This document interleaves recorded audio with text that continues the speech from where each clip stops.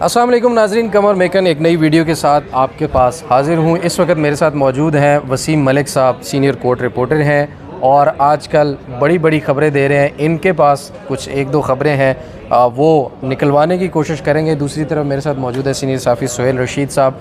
आप दोनों का बहुत शुक्रिया। नाज़रीन, आज सुप्रीम कोर्ट के अंदर दो अहम दरख्वास्तें जो हैं वो दायर हुई हैं। एक तो हुकूमत की तरफ से मखसूस नशिस्तों के फ़ैसले के बाद की गई कानून साजी को इस वक्त सुप्रीम कोर्ट में चैलेंज कर दिया गया है। सलमान अकरम राजा की तरफ से ये दरख्वास्त जो है वो दायर की गई है। बैरिस्टर गौहर इसमें पटिशनर हैं। और दूसरी जो अहम तरीन दरख्वास्त है वो इलेक्शन कमीशन की तरफ से मखसूस नशिस्तों के फ़ैसले के ऊपर नज़रसानी की दरख्वास्त है। यानी कि अभी तक तहरीरी तफसीली फ़ैसला जो है वो नहीं आया, लेकिन उसके बावजूद नून लीग के बाद पीपल्स पार्टी और पीपल्स पार्टी के बाद अब इलेक्शन कमीशन ने भी इस पर दरख्वास्त जो है नज़रसानी की दरख्वास्त जो है वो दायर कर दी है। जबकि नज़रसानी दरख्वास्तों के ऊपर 3 रुकनी कमेटी में ये फ़ैसला हो चुका है कि जब तक तहरीरी फ़ैसला नहीं आ जाता और तमाम तर जजेज़ अवेलेबल नहीं हो जाते, नज़रसानी दरख्वास्तें जो हैं वो मुकर्रर नहीं हो सकती। अब देखना यह है कि अब आने वाली जजेज़ कमेटी में इस पर क्या फ़ैसला किया जाता है। दूसरी तरफ कानून साजी पर आगे उसका मुस्तकबिल क्या होगा, इस पर सुहेल रशीद साहब से पूछेंगे। और एक और अहम तरीन बयान जो है राना सनाउल्लाह साहब ने आज दिया है, जो उनके अंदर मैंने बहुत बड़ी तब्दीली आज देखी। उस बयान के बाद एक दफ़ा उनको ये भी कहते सुना कि इमरान खान का हमें सियासी ख़ात्मा करना पड़ेगा, फिर वो कहते सुनाई दिए कि ये फितना है, इसको जड़ से उखाड़ना पड़ेगा। फिर ये भी सुनाई देते हुए हमें नज़र आए कि वो कहते थे कि मच जेल के अंदर इमरान खान को डालेंगे। और आज उन्होंने क्या कहा वो बड़ा ही हैरान कुन था। उन्होंने कहा, मुज़ाकरात की दावत देते हुए कहा कि आप जैसा समझते हैं मैं वैसा नहीं हूँ, मैं सिर्फ़ आपका एक सियासी मुखालिफ हूँ। और आज गुजारिश का लफ्ज़ भी इमरान खान के लिए इस्तेमाल किया।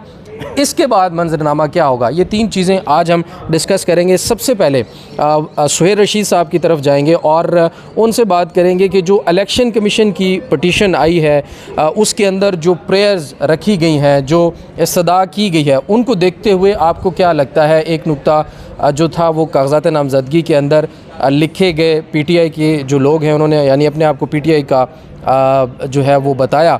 अब बहुत सारे लोग जो हैं पीटीआई का अपने आप को बताते हैं, तो ये इस नुक्ते के ऊपर आप कैसे देखते हैं, अदालत इसको किस तरह से देखती है और क्या नज़र आ रहा है आपको इसके ऊपर? सबसे पहली बात तो ये कि नज़रसानी जो है ना किसी अग्रीव्ड पार्टी ने दायर करनी होती है। अब इलेक्शन कमीशन पता नहीं इससे अग्रीव्ड कैसे है। इलेक्शन कमीशन को एक आईनी तशरीह करके सुप्रीम कोर्ट ने बताया कि यार आपने हमारे फैसले की गलत तशरीह की थी, तो चले हम इसमें ना आर्टिकल 51 106 इन सारों की आईनी तशरीह करते हुए मुमकिन तफसीली फ़ैसला यही होना है। तो उन्होंने अवामी मैंडेट जो है वो वापस पीटीआई को किया जितना उनका बनता था बज़ाहिर on the face of it.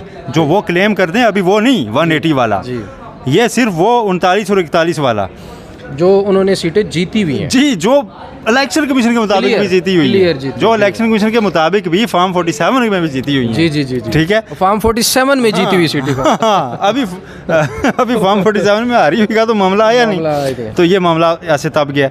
Election commission कल तक ये तासुर दे रहा था जी कि हम अमल दरामद कर रहे हैं जी। अब अमल दरामद की जैसे ही टाइम लाइन एग्जॉस्ट हुई है वो नज़रसानी में आ गए। इससे पहले कि कोई मामला यहाँ पे कोई तौहीन अदालत की दरख्वास्त है, अगरचे इलेक्शन कमीशन के खिलाफ तौहीन अदालत की केस बनता नहीं है, लेकिन सुप्रीम जुडिशल काउंसिल में भी वो चैलेंज उनके खिलाफ रेफरेंस आया हुआ है। अब वो पीटीआई के अगेंस्ट खड़ा हो रहा है एक इदारा, आईनी इदारा, जिसका काम सिर्फ ये था कि बस ठीक है यार हम इसके मुताबिक एक्ट कर रहे हैं। या तो वो ये पोजीशन लेते कि नया कानून आ गया है जी, गजट नोटिफिकेशन हो गया और उसके मुताबिक अब हम वापस कर रहे हैं, तो फिर तो बात थी जी। नज़रसानी में आने की तुक मुझे समझ नहीं आती कि इलेक्शन कमीशन क्यों आया। दूसरा, आपने पूछा कि पॉइंट्स क्या हैं, उसमें तफसीली फ़ैसला चूँकि आया नहीं तो इख्तलाफी नोट भी 2 जजों का मफरूज़ों पर मबनी था, ये भी मफरूज़ों पर मबनी है। और इसमें सुप्रीम कोर्ट को बताया गया है, आइन पढ़ाया गया है बिला वजह। या तो फैसला आपके सामने मौजूद होता ना, उसमें होता जी कि हमने इसलिए किया, आपके सामने तो सिर्फ ऑर्डर है जिसमें किसी आइन साइन का वाला नहीं है, तो सामने आई नहीं अभी तक। तो आप उन्हें आइन पढ़ा रहे हैं कि आपका बेसिकली दायरा इख्तियार जो है ना इतना होता है, आप 185 में यहाँ तक जा सकते हैं, 187 में जाते हुए 175(2) भी आपने साथ देखना है। मुकम्मल इंसाफ जिसका अभी उन्हें शक है कि शायद ये वो किया जाए, तो उन्होंने मुकम्मल इंसाफ पे भी दलाइल इसमें तुन दिए हैं, वकील भी चेंज कर लिए हैं। और ये मेरा ख्याल है उनका अच्छा फैसला था कि मोहम्मद साहब ने ना इलेक्शन कमीशन के उसमें कील ठोकी थी। अच्छा, वसीम मलिक का पॉइंट लेते हैं, फिर आपसे पूछेंगे कि तौहीन अदालत जो है वो क्यों नहीं लगती। जी जी, मैं आपकी हिम्मत को दाद देता हूँ। आपने वो सारी पिटीशन पढ़ ली है, जब मैंने उसमें कोशिश की है ना, पढ़ी नहीं, और जब मैं इस नतीजे पे पहुँचा हूँ कि election commission chief election commissioner Sikandar Sultan Raja और चारों सूबाई इलेक्शन कमीशन के हुकाम सुप्रीम कोर्ट के 8 जजेस को आइन और कानून पढ़ा रहे हैं। तो मेरे वहाँ हाथ काम गए थे। अच्छा, इलेक्शन कमीशन ने अमल दरामद नहीं किया उस फैसले के ऊपर बज़ाहिर इस वक्त तमाम मुकम्मल अमल दरामद, तो तौहीन अदालत क्यों नहीं लगती? तो तबसरा भी आप कर सकते हैं। इलेक्शन कमीशन मौजूदा गवर्नमेंट का नैब है, जैसे इमरान खान गवर्नमेंट में नैब होता था ना, मौजूदा गवर्नमेंट का नैब इलेक्शन कमीशन है। आम ट्विस्टिंग इसके ज़रिए हो रही है एक पॉलिटिकल पार्टी की। यार नैब कोई आईनी इदारा, एक अलग इंडिपेंडेंट बॉडी है, एक एजेंसी है इन्वेस्टिगेटिंग। आप एक आईनी इदारा हो यार, अपना फोरम मतलब एक हद तक इस्तेमाल होने दो ना। बिल्कुल, इस हद तक तो ना जाओ कि कल लोग कहेंगे यार ये क्या किस किस्म का इलेक्शन कमीशन था। अब जो आप करना था कर गुजरे हुए हैं जी। अब हिस्ट्री को अपना काम करने दें, उसको मज़ीद जो है ना मोरख को मज़ीद मवाद ना दें कि वो आपके लिए ना मज़ीद स्याह अल्फाज लिखता जाए। जिस तरह की ये पटिशन है जो नज़रसानी की दरख्वास्त है, इसके ऊपर अच्छी खासी सर्जनिश हो चुकी हुई है इन सारे पॉइंट्स के ऊपर सुप्रीम कोर्ट की जानिब से। और इलेक्शन कमीशन, एक और चीज़ मैं आपको बताऊं, इलेक्शन कमीशन सिर्फ 8 जजेस को नहीं कह रहा आप गलत है और हम ठीक हैं। इलेक्शन कमीशन चीफ जस्टिस काजी फायद साहब को कह रहा है कि आपको क्या पता आपने क्या फैसला दिया था 13 जनवरी को, हमें पता है कि उसका क्या मतलब है। वही जो मैं एक बार मिसाल कई बार दे चुका हूँ परवीन शाकिर वाली, कि उनसे जुड़ा वाक़या है कि जी CSS के एग्ज़ाम में उन्हीं को उनकी शायरी आ गई कि इसकी तशरीह लिखें। उन्होंने लिखी तो उन्होंने कहा जी नहीं इसकी तो ये नहीं है। उन्होंने कहा यार शेर ही मेरा है। उन्होंने कहा नहीं यार नहीं ज़्यादा पता है, तशरीह हमारी है। ठीक है। तो ये अब काजी साहब के फैसले को इलेक्शन कमीशन कह रहा है कि नहीं हम बेहतर समझते हैं कि आपने क्या कहा था, आपने फरमाया था कि PTI पार्टी नहीं है, जबकि काजी साहब उन्हें कह रहे हैं कि गलत तशरीह को करे तो उसका मेरे पास फिर इलाज नहीं। अच्छा, तौहीन अदालत की कार्रवाई इलेक्शन कमीशन पर क्यों नहीं हो सकती? ये भी एक बड़े लोगों का सवाल है। आईनी इदारा है, आईनी इदारा है। जैसे सुप्रीम कोर्ट एक आईनी इदारा है, ऐसे ही वो एक अलग आईनी इदारा है, ठीक है। तो आईनी इदारों के खिलाफ तौहीन अदालत की कार्रवाई आप क्या करेंगे? आप ज़्यादा से ज़्यादा जो है ना उसकी लिटिगेशन में जो चीज़ें सामने आई होती हैं उन्हें सेटिसाइड कर सकते हैं। उनको हटाए जाने का या उनके खिलाफ कार्रवाई का जो फोरम है वो सुप्रीम जुडिशल काउंसिल है। अच्छा, आप दुरुस्त कह रहे हैं, लेकिन मैं एक छोटी सी मैं ये कल सोच रहा था कि अगर लेट्स सपोज इलेक्शन कमीशन के खिलाफ तौहीन अदालत की कार्रवाई शुरू हो जाती है और अगर होती है तो at the end of the day वो तौहीन अदालत की कार्रवाई रुकेगी कहाँ? वो भी तो मिसकंडक्ट पे रुकेगी ना जाके। शुरू वो तौहीन अदालत की कार्रवाई होगी कि आपने सुप्रीम कोर्ट के फैसले पर अमल दरामद नहीं किया, लेकिन उस पोजीशन को, उस अथॉरिटी को देखते हुए मैं थोड़ा और एलिबरेट कर दूं। इलेक्शन कमीशन बड़ा सोच समझ के उसने स्टेप्स लिए हैं। उसने कहीं भी ये तासुर नहीं जाने दिया कि हमने अमल दरामद नहीं किया। उन्होंने 39 को डिक्लेयर किया कि PTI के हैं, नोटिफिकेशन किया भी लिख दिया कि हमारी और फिर ऑर्डर का चूंकि हिस्सा था कि आप इबहम हुआ हमारे पास आना और उस ऑर्डर की तामील में वो इबहम दूर कर रहे हैं। सुप्रीम कोर्ट आ गए। अब इलेक्शन कमीशन ये कह रहा है कि हमने आपके ऑर्डर पर अमल दरामद कर लिया है, आप वो पोजीशन ले रहे, लेकिन आप नज़रसानी करें।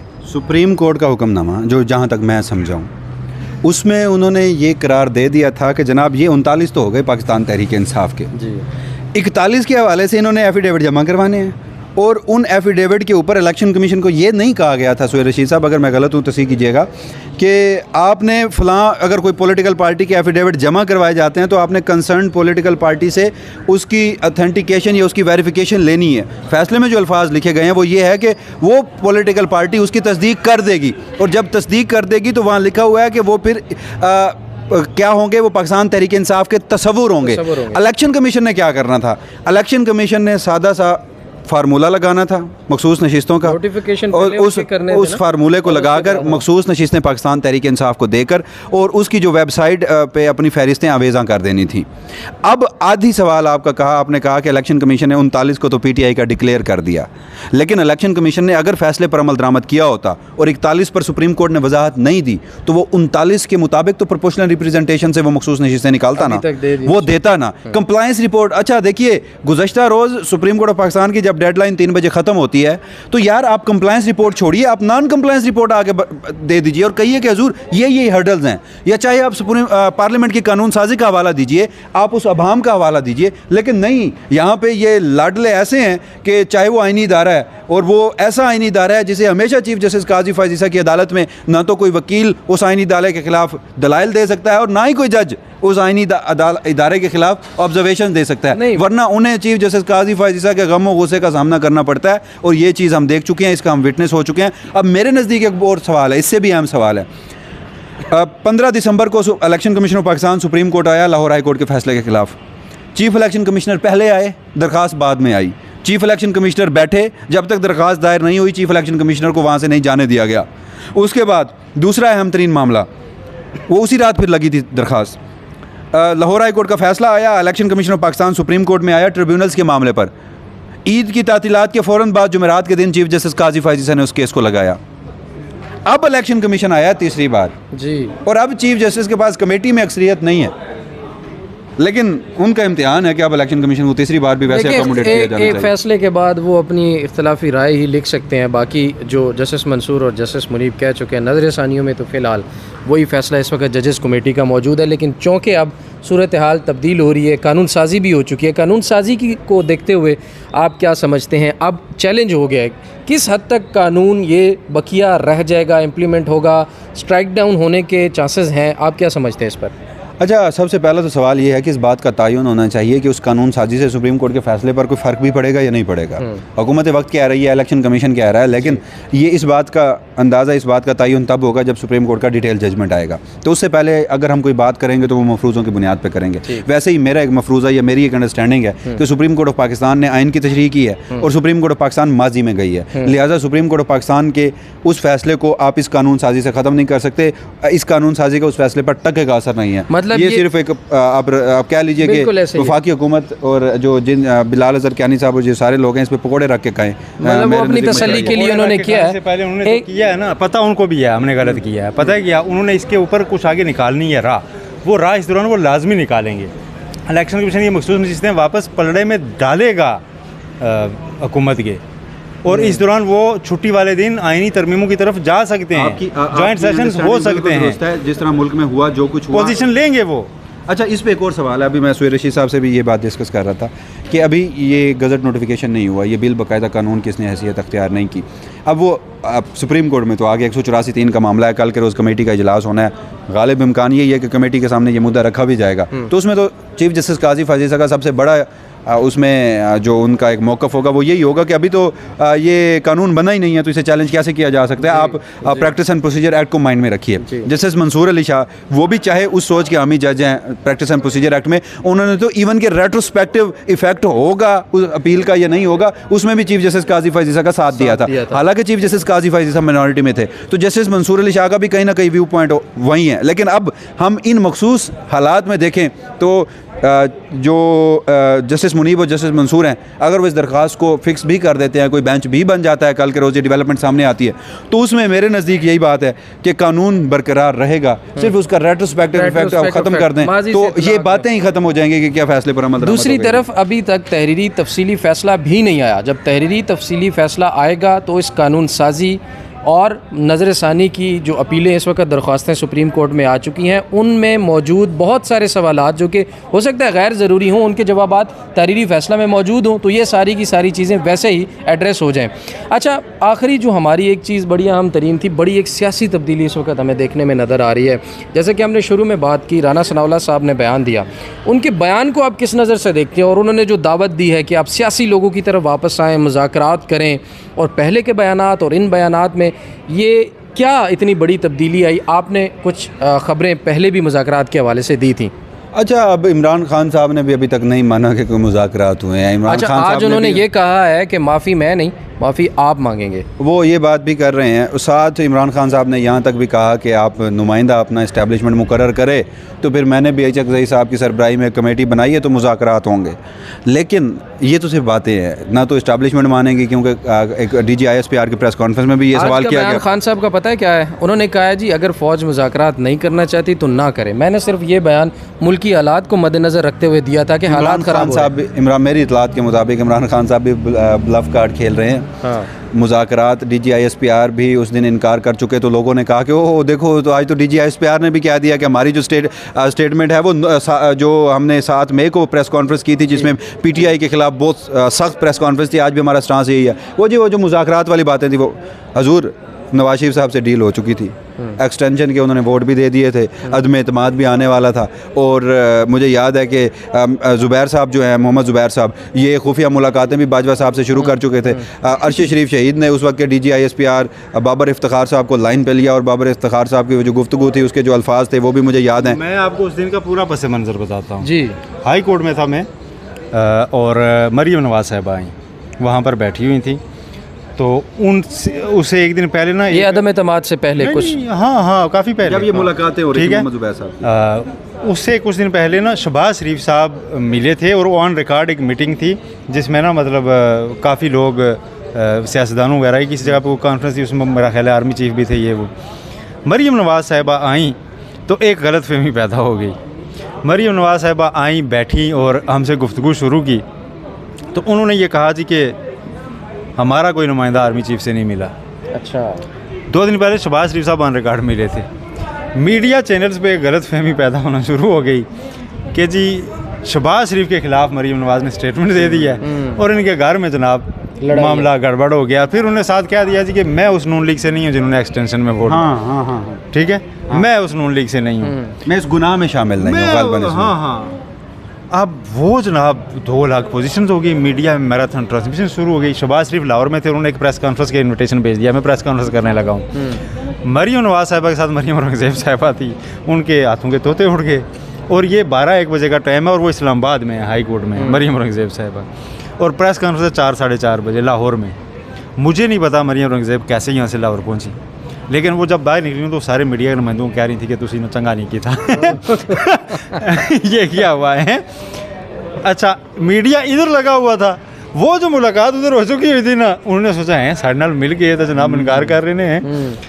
और मोहम्मद ज़ुबैर का कोरा तो एवं निकल आया ना, उन्होंने सोचा ये शायद उस मुलाकात से मरीम नवाज़। अच्छा, अब उस मुलाकात सुने, मरीम औरंगज़ेब साहिबा मैं देखूँ 4:30 बजे शहबाज शरीफ की प्रेस कॉन्फ्रेंस तो लाहौर पहुँची।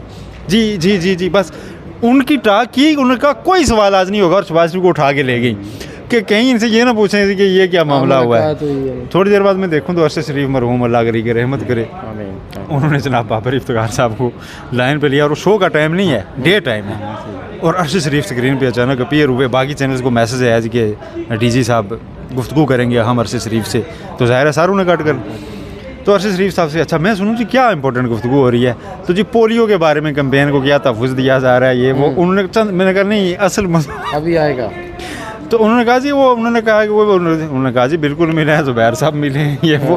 तो ये आउट ऑफ नथिंग ये खबर निकल के आ गई और ये मुलाकात देने का मकसद ये था कि उस दिन भी बाबर इफ्तिखार साहब ने कहा कि ये मुलाकात जो है ये उनकी ख्वाहिश पे की गई थी, लेकिन आज भी हमारी क्लैरिटी वही है, आज भी हमारी पोजीशन यही है कि आपने मुज़ाकरात करने हैं, मुज़ाकरात करें, सियासी जमातें मुज़ाकरात करें, और मुस्लिम लीग नून को ये पैगाम दिया गया है कि अपने केसेस जाके अदालतों में लड़े।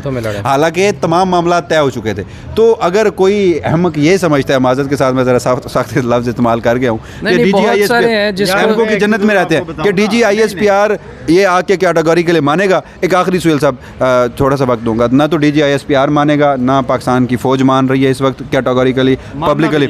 हाँ अच्छा, इमरान खान साहब भी नहीं मान रहे, लेकिन मुज़ाकरात हो चुके, मुज़ाकरात के एक नहीं मुख्तलिफ अदवार हो चुके और उसमें नाकाम हुए। उसमें जो क्योंकि इमरान खान साहब जो है ना, वो जो उनकी सुई आकर जिस नुक्ते पर उड़ती है वो तो एक 9 मई है, उसकी जुडिशल इंक्वायरी करते हैं वो, और दूसरा वो कहते हैं वहीं, और दूसरी माफ़ी का मुतालबा बड़ा बरसरे आम है, उससे भी बड़ा देखिए वो कहते हैं कि 8 फरवरी का हमारा मैंडेट रिवर्स किया जाए। वो भी उतना ही इस्टेब्लिशमेंट के लिए एक बड़ा दर्द सर है। मियाँ नवाज शरीफ साहब जो भी हो, अगर आज उधर जाते हैं तो इधर से ये सियासी जमातें भी तैयार बैठी हैं, फ़ौज ने इस सूरत हाल से फिर भी नहीं निकलना। उधर के अल्फाज आपने सुने कि जी जो मर्ज़ी जो कर लें हम, जो we will do what we, वो आपकी बात दुरुस्त है। बात ये है no one can stop us what we are doing. हाँ, नो वन कैन स्टॉप। 8 फरवरी को मैंडेट नहीं मिला, या ये पैगाम एक ही है कि जनाब आप 9 मई का माफ़ी मांगेंगे तो सारा कुछ मिलेगा, वरना आप जो मर्ज़ी कर लें कुछ नहीं मिलेगा। और माफ़ी मांगना जो है ना वाहिद मुतालबा है। और जो सियासी जमातें हैं जो ये कह रही हैं ना कि हम इमरान खान को इंगेज करेंगे, वो भी ये कह रहे हैं कि जनाब आप सॉरी कर दें एक साथ, वो कोई रास्ता निकले सियासत का। ऐसे इकबाल ये कह चुके। राना सनाउल्लाह की बात आपने की थी, राना सनाउल्लाह शरारती फेस हैं, राना सनाउल्लाह जब इधर से देख लिया ना, उन्होंने इंतज़ाम कर लिया इनका मैंडेट वापस छीनने का, तो अब वो मुज़ाकरात की बात कर रहे हैं। मुज़ाकरात के लिए ना आपको गुडविल दिखानी होती है, इंटेंशन, और वो ऐसे होती है कि जनाब हम आपको देखें पार्लियामेंट में स्पेस दे रहे हैं, आप सड़कों से वापस 3 साल बाद आप आ रहे हैं। हाँ, जो मारधाड़ है उसको रोकें, केसेस को रोकें। अगर पार्लियामेंट में उन्होंने कहा एतमाद कर लिया तो आप पोजीशन में जाके अपना बयानिया बना लेना, आपकी सियासत को दवाम मिल जाएगा, आपके लिए विन विन सिचुएशन है। आप उनको किक आउट करके ना, आप चाहते हैं आपके खिलाफ सड़कों पर एक ऐसी तहरीक चले कि फिर उसके बाद हेलीकॉप्टर से भागने वाला रास्ता होता है, वो फेस सेविंग वाला नहीं होता। नाज़रीन, बिल्कुल ऐसा ही है। और अगर राना सनाउल्लाह साहब चाहते हैं कि सीरियस किस्म के मुज़ाकरात हों और वो मुज़ाकरात के थ्रू इमरान खान और पीटीआई के साथ बात करें, तो फिर एक चीज़ जो सबसे अहम और ज़रूरी है वो ये है कि जो इस वक्त मार धाड़ चल रही है, जो केसेस हैं, जो पकड़ धकड़ है और जो ज़्यादतियाँ हैं तहरीक इंसाफ और उसके लोगों के साथ, ह्यूमन राइट्स की जो वायलेशंस हो रही हैं उनको रोकना चाहिए। और एक गुड जेस्चर जो है वो शो करना जो है इस वक्त ज़रूरी है। जबकि दूसरी तरफ नून लीग ने नज़रसानी अपील दायर कर रखी है, मखसूस नशस्तें छीनना चाह रहे हैं, कानून साजी जो है वो ख़िलाफ़ की जा रही है इस वक्त सुप्रीम कोर्ट के फ़ैसलों के भी, और तहरीक इंसाफ का रास्ता हर तरह से रोकने की कोशिश की जा रही है। और फिर इस तरह के मुज़ाकरात की दावत देने का शायद कोई फ़ायदा नहीं है, अपने जस्टिस को तब्दील करने की ज़रूरत है। तो खैर अभी तक के लिए इतना ही, मज़ीद जो अपडेट्स होंगी वो भी आपके साथ शेयर करेंगे। अभी तक के लिए इतना ही, इजाज़त दीजिए, अल्लाह ने के बाद।